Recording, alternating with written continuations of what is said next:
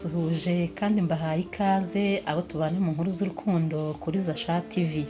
Inkuru yacu y'uyu munsi rero tuyitangiranye n'umwana ari gusoma igitabo cy'inkuru y'urukundo ya Romeo na Juliette, maze akavuga ati rwose Juliette wagira ngo ntabwo yatekerezaga ni gute umuntu ashobora kuvuga ngo ibintu byose afite yabitanga ngo kubera urukundo kugeza naho yatanze ubuzima bwe. Simbyumva rwose, ngewe rwose ntabwo ibi bintu bishobora kumbaho. Maze akiri muri ibyo mama we akabaje kumuhamagara kuko bari bafite ahantu bari bagiye, maze akamubaza ati warangije kwitegura? Umwana nawe ati hoya ariko ndabikora vuba. Maze mama we ahita amubwira ati none se inkuru y'urukundo ya Romeo na Juliette uyumvise uti? Umwana nawe ahita avuga ati hoya rwose biriya bintu ntabwo ari byo. Ati ese undi mama wowe wabikora? Wabasha gutanga ibintu byose ufite kubera urukundo?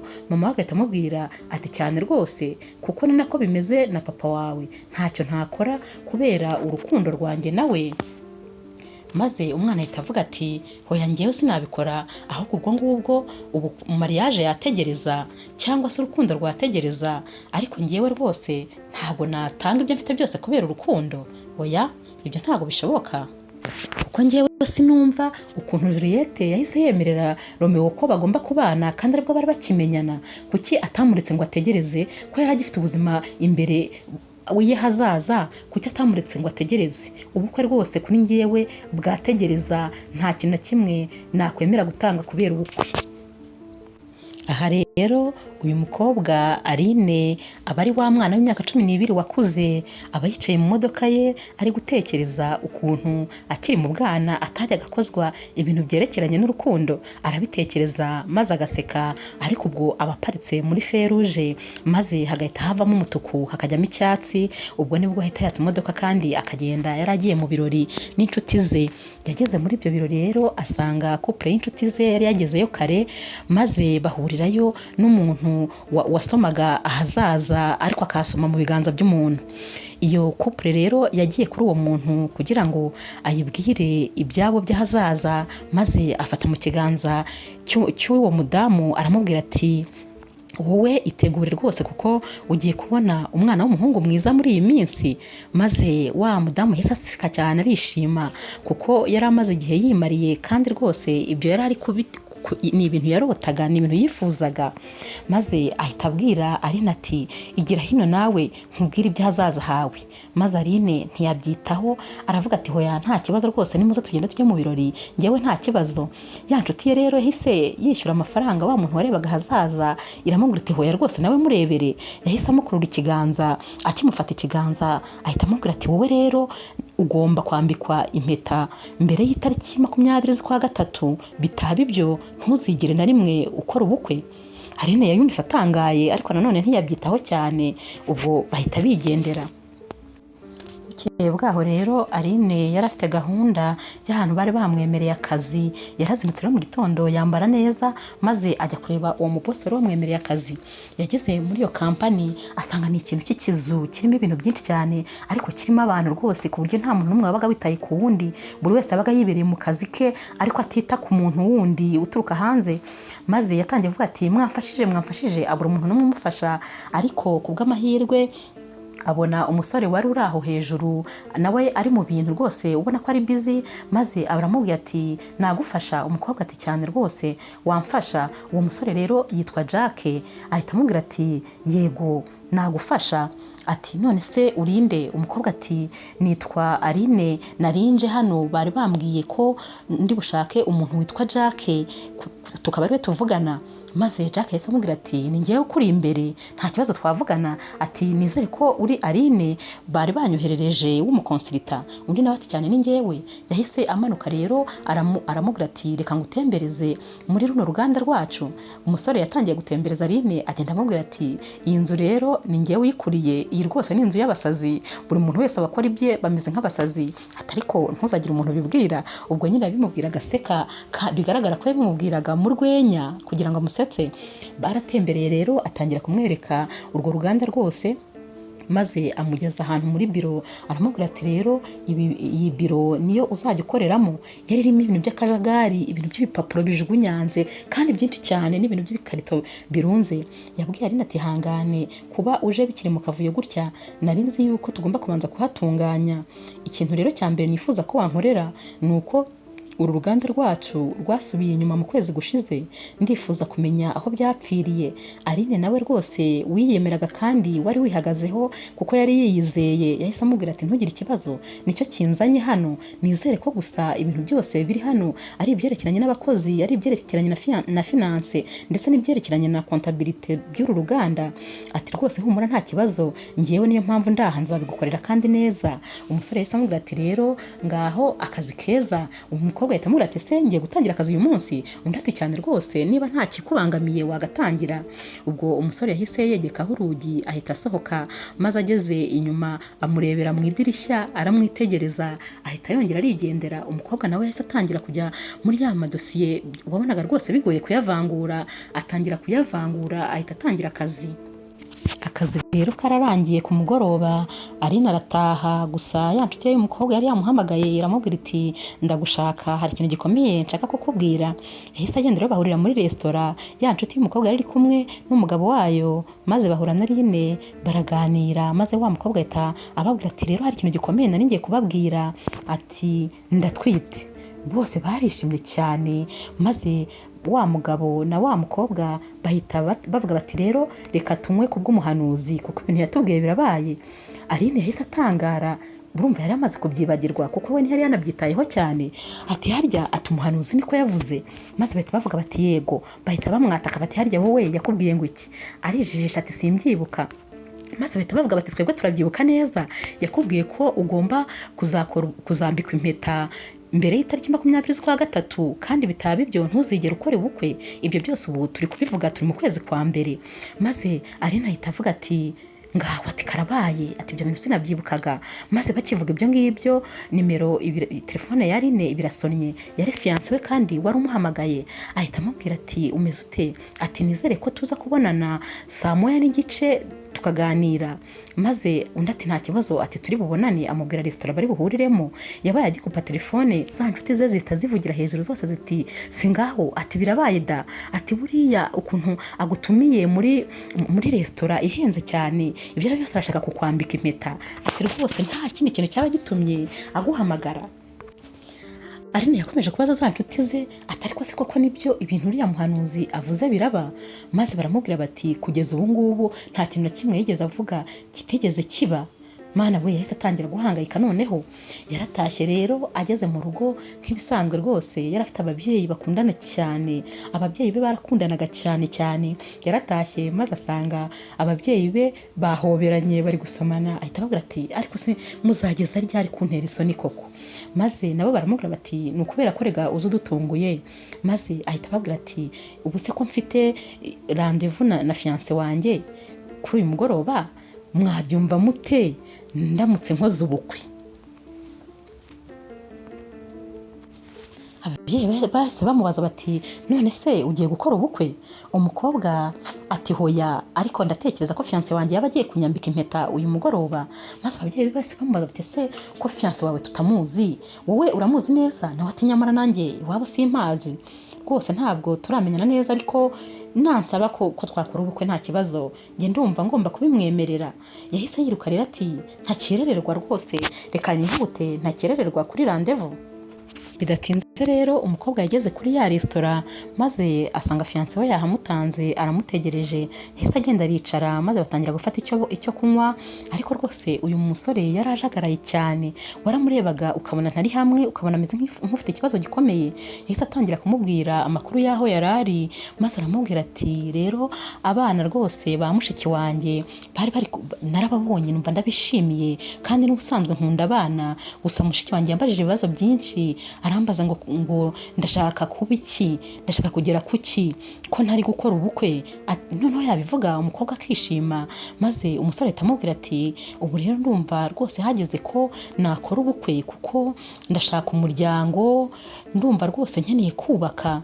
maze umukobwa nawe arakomeza arishima cyane, maze umukobwa ahita amubaza ati none se harabura iki nyine, ati nta kibazo rwose nanjye nditeguye. Maze umusore yahise amubwira ati hoya rwose, ahubwo wowe naguhamagaye kugira ngo turangizanye, kuko rwose ndumva nshaka kurangizanya nawe. Umukobwa ati ngo iki, ati gute se kandi ushaka gukora ubukwe kandi nanjye nta kibazo rwose niteguye. Maze umusore aramubwira ati hoya rwose sinagushaka, kuko wowe mbona utavamo umugore mwiza, ndetse ntabwo rwose mbona wararemewe kubaka.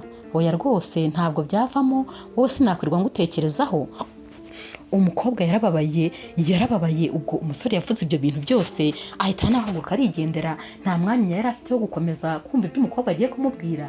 Umukobwa yasohotse aho ngaho agenda azungera kubera amagambo yari amaze kumva, yumvaga ahari ari kurota, kuko yari yagiye hariya yiteguye rwose ko bari bumwambike impeta, cyane cyane ko n'umuhanuzi yari yahanuye ko atagomba kurenza itariki 20 z'ukwa gatatu bataramwambika impeta.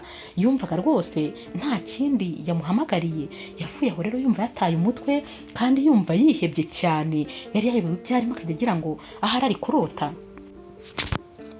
Yaratashye rero yababaye abibwira za nshuti ze ndetse n'ababyeyi be, maze baramubwira bati ihangane, buriya n'ubundi uriya ntabwo yari uwawe azaza igihe nikigera.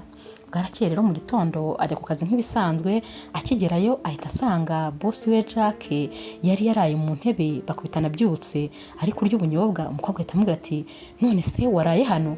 Undi ati cyane naharaye. Ati none se ibyo bintu uri kurya ubwo tubifate nkaho uri kurya ibiryo bya mu gitondo? Boss we ati cyane, ariko nta kibazo ngiye kurenzaho agakafe.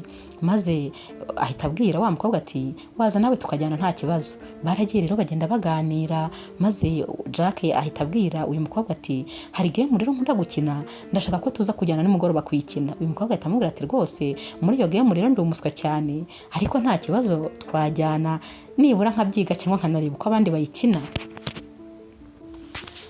Aline rero yakomeje kwitekerezaho, atangira gutekereza impamvu abasore bose bakundanye iyo igihe cyo gukora ubukwe kigeze bamwanga kandi bakajya kubukora n'abandi.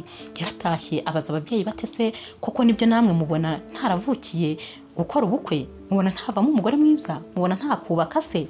Maze ababyeyi be baramubwira bati ariko nukuri harimo ikibazo. Batangira kugenda bamuha ingero zimwe zimwe. Bahise batangira kubisubiramo neza, kuko basanga abantu bose bakundanaga baramurekaga kandi ubuzima bwakomeza, bagahita bakomezanya n'abandi bagakora ubukwe bakubaka. Maze bahita bavuga bati nyamara ibi bintu byo rwose harimo ikibazo byo rwose. Maze Aline ahita avuga ati aha nanjye bumbitekerejeho neza, hashaka kuba hari ikitagenda, reka rero noneho ntangire nshakishe menye icyabiteraga. Ndashaka kugenda nshaka umwe maze nkamubaza impamvu yabarandetse, ndashaka kumenya ikibazo mfite mu by'ukuri, ndashaka rwose no kumenya impamvu buri umwe wese yanyangaga. Reka ahubwo ngerageze nshaka amakuru ahagije. Ibyo rero bahise babivamo, maze we n'ababyeyi be bajya kureba Jack kugira ngo bajyane muri ya gahunda ya game yari yababwiye. Baragiye bajya gukina, maze ababyeyi barine bakajya bamubaza bati ese ubundi buriya muri iriya kampani ukoramo iki? Maze arababwira ati ngewe nyine nk'umukonsilita nshinzwe kureba ahashize hari uriya ruganda, maze kandi nkaniga neza kuko ruri gukora ubu ngubu kugira ngo mbashe kurutegurira ibyo ruzakora nuko ruzamera ahazaza kugira ngo ruzarushaho gutera imbere. Ubwo rero bavuye aho hantu maze barataha bararuhuka, ariko Aline yiyemeza rwose gutangira gahunda yo kumenya amakuru y'ibimwerekeyeho. Yatangiye kugenda rero abahamagara umwe kuri umwe, maze hatarashira iminsi myinshi abahuye n'umwe muri bo bahurira ahantu muri resitora. Aline yahise amubaza adaciye hirya no hino, aramubwira ati mbabarira umubwiza ukuri, ni ukubera iki wansize, kubera iki wanyanze, habuze iki? Maze wa musore ahita amubwira ati nubwo rwose wari umukobwa mwiza cyane mu bigaragara, ariko nta rukundo rwigeze ruba hagati yanjye nawe, kuko rwose ntabwo wigeze uba romantike n'umunsi n'umwe. Ahita amwibutsa ati uribuka cya gihe twakoraga deba maze wowe ukajya ku ruhande cyane rw'uko udashobora gushyigikira Romeo na Juliette. Niba ubyibuka neza, ni wowe muntu wenyine wabashije kujya muri ruriya ruhande wavuze ko udashobora gutanga ibyo ufite kubera urukundo. Rwose nta na rimwe wigeze uha urukundo agaciro, ahubwo buri gihe cyose wararuhungaga. Umukobwa koko yasabye yibuka n'icyo gihe, maze ahita amubwira ati nibyo koko ndabyibutse, ariko se kubera iki utigeze unshaka ngo mbaze? Kuko narahindutse, narakuze rwose, ntabwo nkiri wa wundi icyo gihe. Ibyo byose nari mfite imyaka 17, ubu si uko nguko, si uko nkimeze, si nuko ngitekereza. Umusore aramubwira ati rwose nabonaga utavamo umugore, nabonaga utakubaka, niyo mpamvu igihe cyo kubaka cyageze nkajya gushaka uwabishobora. Yaje rero guhura n'uwundi n'umusore wa kabiri, maze we amubwira ko impamvu yamuretse yagira ngo arebe niba rwose ari hari agakundo na gake yagira, niba nibura yarwanirira urukundo rwabo, nawe akaba yajya kureba uyu musore akamushaka bakongera bagakundana. Wowe noneho Aline yahise yumva ko nta muntu murimo, ese avuga ati n'ubundi wowe ku mutima yaravuze ati n'ubundi wowe kuba ntagufite nta kintu na kimwe nahombye. Ibyo bintu byose yaragiye abibwira ababyeyi be ndetse abibwira n'inshuti ze. Inshuti ze ziramubwira ziti ni ukuri nturenganye bari abasore, kubera ko birashoboka ko nta rukundo wagiraga. Tekereza ko mu buzima bwawe nta na rimwe urigera uvuga ku bintu byerekeranye na mariage, nta na rimwe rwose wigeze ubivuga. Ababyeyi be baramubwira bati rwose na kera ugifite imyaka 12, muribuka ko ariho twatangiriye inkuru yacu, batibuka ko ugifite imyaka 12 nabwo wajya kuvuga ko Juliette atari yuzuye mu mutwe ukuntu yemeraga gutanga ubuzima bwe kubera urukundo. Bati rwose abo bantu ntubarenganye, nuko bagufataga. Igitondo rero yarabyutse ajya ku kazi nk'ibisanzwe, maze bagiye mu karuhuko we na Jacques atangira kuganirira Jacques ibintu byagiye bimubaho mu buzima. Aramubwira ati kubera ukuntu nari mfite imyumvire rwose mibi ku rukundo, abasore bose twakundanaga barantaga bakigendera, kandi rwose maze kumenya ko nabigizemo uruhare. Gusa hari umwe twatandukanye ukeneye ko twongera gusubirana, kandi nanjye ndumva namuha amahirwe noneho, cyane cyane ko nanamenye ikibazo nari mfite nkaba nagikosa. Jacques yaramubwiye ati none se urumva koko wabitekerejeho neza ko mugomba gusubirana? Umukobwa ati yego, ndashaka kumuha amahirwe kandi nanjye nkayiha, nkareba ko noneho mu rukundo hari ibintu nabasha gukosora. Jacques rero wari waramaze kuba inshuti na Aline, ariko inshuti zisanzwe, nubwo we yamukundaga mu ibanga rikomeye. Yahise abwira Aline ati ndakwifuriza amahirwe masa mu rukundo, ni ukuri ibyiza byose ndabikwifurije, kuraje rwose, niba wabitekerejeho neza nanjye nta kibazo ndagushyigikiye. Ibyo Jacques yabivugaga atishimye habe namba, bigaragara no mu maso, ariko kuko yari umuhungu mwiza ufite umutima mwiza kandi warezwe, yubahaga ibyiyumviro by'abandi, niyo mpamvu yari amushyigikiye nubwo rwose bitari bimushimishije kuko nawe yamukundaga. Hashize iminsi rero Aline na fiancé we ndetse na ya couple y'inshuti ze na Jacques bongera kwemeranya kujya gukina wa mukino bakundaga kujya gukina. Baragiye rero nk'ibisanzwe barawukina, maze batashye Jacques arababwira ati se mwaza tukajya gusangira akantu. Maze fiancé wa Aline ahita avuga ati hoya nge nta kintu nshaka, ati kuko ndi mu gihe cyanjye cyo kugabanya amasukari ndetse n'ibiro. Ubwo bahise bagenda rero we na Aline bafatanye, binjira mu modoka. Bakinjira mu modoka Aline asigara ahagaze, maze ahita apeperana na Jacques, bigaragara ko bari bari gusezeranaho. Baragiye rero Jacques asigara ahagararanye na ya couple, maze ya couple iramubwira ati ariko mu bigaragara byo rwose nuko ukunda Aline uramukunda cyane. Jacques aravuga ati nibyo rwose mwiyumvamo, ariko nanone murabona ko yamaze gufata amahitamo ye, ngewe nta mahirwe ngifite, naramuretse nagende rwose nta kibazo, nahirwa nanjye bizanshimisha kuko Aline ndamukunda cyane kandi mwifuriza ibyiza. Bukeye rero Aline yagiye ku kazi, maze akazi karangiye nimugoroba batashye abaza Jacques ati ndagira ngo nkubaze ikibazo ariko ntutungurwe, ndashaka kukubaza wabonye fiancé wanjye ameze ate, wamubonye ute?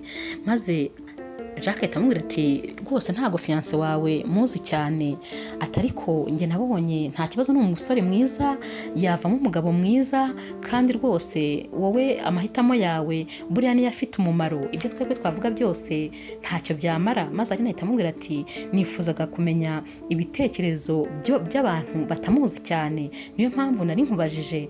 Maze Jacques aramubwira ati wowe umvira umutima wawe nta kibazo, ariko kuri ngewe ndabona nta ntacyo bintwaye, nta kibazo rwose ntacyo atwaye.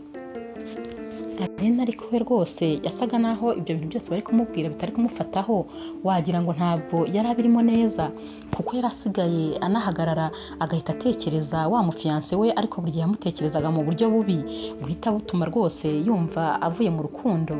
Bukeye rero yagiye kwa muganga aherekeje ya nshuti ye yari itwite, maze bagezeyo abahuye na Jack, ahita abaza Jack ati none kuri hano uri gukora iki? Jack nawe ati sogokuru wanjye yavunitse akaguru kandi bikomeye, yuriye ari gusana ka kantu kumva umwotsi, ni ukuvuga ni ka kantu niba nk'inzu igiye gushya gasona kumvise umwotsi abantu bakaba bashobora guhunga. Ati rero yuriye ari kugasana maze abarahanutse, none rwose ukuguru kwavunaguritse. Ubwo ari nahise abwira Jack ati reka tujyane tujye kumusuhuza. Bahise bagenda bajya kumusuhuza, maze umusaza atangira kubabwira ati rwose mbonye uyu mukobwa maze numva nibutse umugore wanjye, yari umugore mwiza yarankundaga kandi yanyitagaho. Atangira kubabwira inkuru yabo y'urukundo. Basotse aho rero maze ari nahita abwira Jack ati ariko rwose biragaragara ko muzehe wawe yakundaga cyane umugore we. Maze Jack ahita amubwira ati yaramukundaga cyane, ahubwo n'ubu sinumva ukuntu abayeho atamufite. Ati gusa nyine nta kundi rwose, buriya yagiye hakiri kare, yagiye tukimukeneye. Aline yaratashye, ageze mu rugo abaza ababyeyi be bakundanaga cyane rwose, arababaza ati none mwebwe mwabigenje gute kugira ngo mubashe kumarana iki gihe cyose? Maze ababajije mama ati se ni iki kikubwira ko umuntu rwose muri kumwe ari uwa nyawe? Mama we yaramubwiye ati nureba umuntu mu maso maze ukabona iyo sura ariyo wifuza kuzabona ubuzima bwawe bwose, ariyo wifuza kuzabona ubyutse, ukayibona ugiye kuryama, ukayibona uri kurya ibya mu gitondo, ndetse mugahurira no ku bya saa sita no ku bya nijoro, kandi ukumva rwose wishimiye kubona iyo sura, ukumva nta n'indi ukeneye kubona, uzamenye ko ari uwo nguwo, kuko ngewe nuko mbona papa wawe. Iyo mbyutse buri gitondo nkajya gutegura icyayi, rwose mba numva nta wundi dukwiye kugisangira uretse papa wawe. Isura ye niyo nifuza guhora mbona imbere yanjye. Aline rero yarabyumvise, maze buracya mu gitondo n'ubundi ajya ku kazi nk'ibisanzwe. Ageze ku kazi Jack yahise amubwira ati narabitekerejeho neza, ariko rwose nsanga narakubeshye, nasanze ntarakubwije ukuri habe na buhoro. Yego, ibyo nakubwiye rwose nari mbihagazeho, ni umugabo mwiza ubona ko wakubaka kandi rwose umuntu yagirira icyizere. Ariko se nkubaze, wowe ubona agukunda by'ukuri? Ahubwo se wowe ubona ari we mugabo w'inzozi zawe? None se ubona akumva? Ubona se akwizera? Ubona se abona ko wihariye nta wundi muntu wagusimbura? Ahubwo se ubona azagukunda kugeza ku myaka 45? Wowe se ahubwo ubona nawe wamukunda kugeza ku myaka 45? Ubwo uko Jack yabazaga Aline ibyo ngibyo, niko yari ari kurira rwose cyane, kuko bigaragara ko nawe yari yararangije kubona ko ahari atari uw'inzozi ze, cyane cyane ko n'ibyo ababyeyi be bari bamubwiye kureberaho yabireberagaho, ariko rwose akabona fiancé we atari we nyawe, yabonaga atari we akeneye. Aline wariraga yahise amubwira ati urakoze, yabimubwiye barebana mu maso, maze ahita agenda, ahita ataha. Ariko ageze mu rugo yiyemeza rwose kubwiza fiancé w'ukuri, amubwira ibyerekeranye n'ibyiyumviro yari afite muri iyo minsi. Yahise ahamagara wa mufiancé we, bahurira ahantu muri resitora, maze aramubwira ati rwose nifuzaga ko ibi bintu tubivamo, ati kuko ntakubeshye ubanza ahari ibi bintu ndi kubyinjiramo, kuko bambwiye ko ngomba kwambara impeta mbere y'itariki 20 z'ukwa gatatu.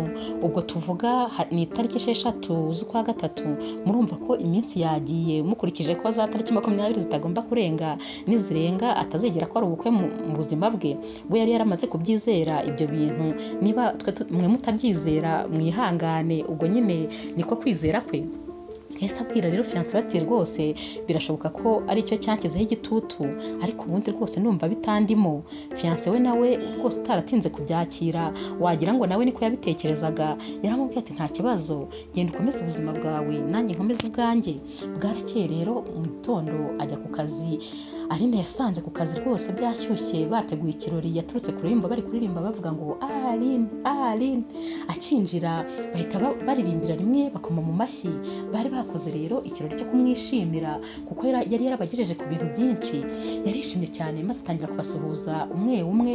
Ubwo niko Jack yarahagaze ku ruhande yamurebye rwose adahumbya, ariko mureba atanyeganyega wagira ngo yafashwe n'umuriro w'amashanyarazi.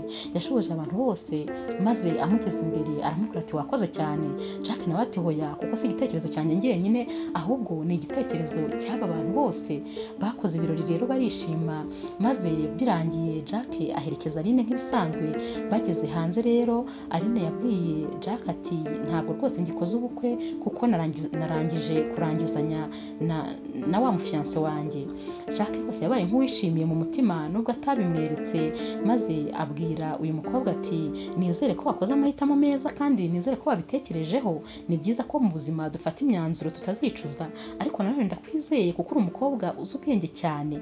Aline yaramubwiye ati rwose nabitekerejeho, maze Aline yicara mu modoka. Jack nawe ahita amusezera aramubwira ati turi inshuti z'akadasohoka kandi tuzakomeza kuba inshuti. Maze Jack ahita amubwira ati none se urabivugaho iki twongeye tugahurira kuri game ejo nimugoroba tukaganira? Aline yahise amubwira ati ndabishaka rwose kuko numva nkeneye no kuruhutsa umutwe ngahindura ibitekerezo. Ubwo rero bahanye gahunda maze Aline arataha. Iminsi rero yaragiye rwose irihuta, maze tugera ku itariki 19 z'ukwezi kwa gatatu. Aline rero yarafitanye gahunda n'ubundi na Jack y'ahantu bakundaga kwigira muri game, maze abanza guca muri supermarket arahaha. Agisohoka muri supermarket kuri uwo mugoroba yahuye na wa muhanuzi wajya kumubwira ibyo hazaza. Yamwirutse inyuma maze aramuhagarika. Wa muhanuzi akimubona yahise amubwira ati kuramo izo ga wambaye. Yari yambaye ga kuko hari hakonje, ga zikoze mu myenda. Maze wa mukobwa zikuramo, wa muhanuzi ahita amufata mu ntoki aramubwira ati nta kintu na kimwe cyahindutse kubyo nakubwiye, ugomba kwambikwa impeta mbere y'itariki 20 z'ukwa gatatu kandi rwose dore harabura amasaha makeya. Aline yarumiwe maze noneho asa n'umutereye icyizere rwose. Maze wa muhanuzi aramubwira ati niba wumva utizeye ibyo nkubwiye nge nagusubiza amafaranga yawe, kuko rwose ntabwo nifuza kubera abantu umutwaro no gutuma batekereza ko nshobora kuba hari ibyo mvuga atari byo cyangwa se ndi umutekamutwe. Aline yaramubwiye ati nta kibazo amafaranga yagumane. Ubwo kandi ni nako Jack yari yageze kare cyane hantu bakinira game, yategereje ndetse yamubuze, ariko ubwira inshuti ze ati ndabona namubuze ubanza atakije. Yari yihebye rwose. Hashize akanya rero agiye kubonabona Aline aratungutse, nawe wari warangije kwiheba kuko yari yamaze kwishyiramo ko atagikoze ubukwe na rimwe kuko yabonaga ko cyagiye bamubwiye cyageze. Yarinjiye atangira kuganira na ba Jack, atangira no kumubwira iby'ubuzima bwe. Aramubwira ati nyine ngewe nuko naremewe kutazigera nshaka na rimwe kuko dore igihe bambwiye kirageze. Jack rero yarahagurutse agiye kwikinira. Yari afite utuntu yakundaga kurya cyane tw'utunyobwa twabaga turi mu kantu k'akabuwate, maze kakabuwate agasigira Aline. Aramubwira ati burya aho kubera ko tumara stress. Aline yarariye ararya ageze aho abona azamuye impeta. Aho kuzamura ubunyobwa azamuye impeta. Yarayirebye maze arishima ararira kubera ibyishimo, ararira biramurenga. Jack nawe wamurebaga ahita aza amuhagarara imbere. Aline arakomeza ararira maze arahaguruka ahobera Jack cyane cyane cyane cyane, barahoberana barasomana. Ba bantu bari bari aho bose babakomera mu mashyi cyane. Maze Jack aramubwira ati nyamara burya ntabwo mu by'ukuri ahazaza ko nk'umuntu ajya hacika. Ahazaza hawe hari ngewe, ntabwo hari undi wese. Ubu rero igihe kirageze ko rwose ahazaza tuhabanamo nge nawe. Barishimye maze Jack afata ya mpeta ayambika Aline mu rutoki, maze rwose abantu bose batangira kubabwira ati felicitation. Nuko rero inkuru yacu yarangiye. Mu by'ukuri wa mukobwa yambitswe impeta nk'uko byari byavuzwe. Ubwo rero isomo ry'uyu munsi biravuga ko tutagomba kwirwanirira, kuko Aline yashatse kwirwanirira mbere yari gufata ibitari ibye mu by'ukuri kubera ko yumvaga ko ibyo bamubwiye bigomba gusohora byanze bikunze kandi nawe yabigizemo uruhare. Tujye dutegereza rero ibyacu biraza kandi bikazira igihe. Murakoze rero bakunze b'inkuru z'urukundo kuri Zasha TV, mukomeze mudukurikire kandi rwose ntimukibagirwe gukora subscribe, mujye muduhana like igihe mwakunze izi nkuru kugira ngo tugire courage gukomeza kuzikora. Turabakunda cyane.